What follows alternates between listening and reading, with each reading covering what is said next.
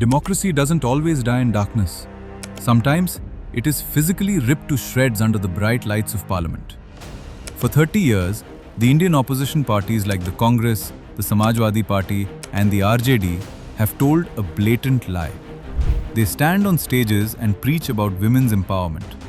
But behind the doors of Parliament, they have waged a systematic, 3-decade-long war against giving women real political power. Let's name names and expose the truth. The timeline of betrayal begins in the late 90s.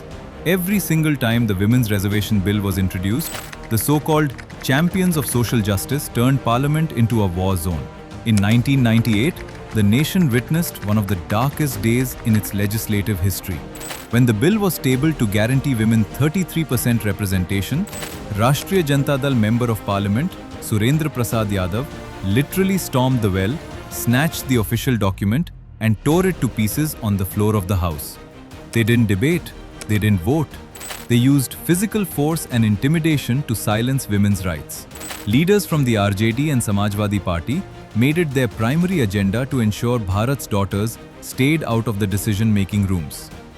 Then came 2004. The Congress-led UPA government took power. For 10 full years, they had the numbers. They had the mandate. So what did they do? They traded women's rights for political survival. To keep their coalition intact, to appease the very same parties who tore the bill in 1998, the Congress party deliberately put women's reservation in cold storage.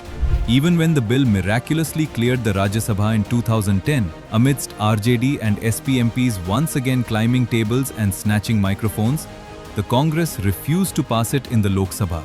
They let it lapse. The pattern was set. Support it for the cameras, kill it in the committees. But 30 years of institutional sabotage finally hit a wall in 2023. Under Prime Minister Shri Narendra Modi and the BJP, the political deadlock was shattered. The Nari Shakti Vandan Adhiniyam was introduced and passed. No torn papers, no snatched microphones, no holding the constitution hostage. Just absolute decisive political will. The BJP did what the Congress-led ecosystem completely failed to do for a generation. They made women's reservation the law of the land.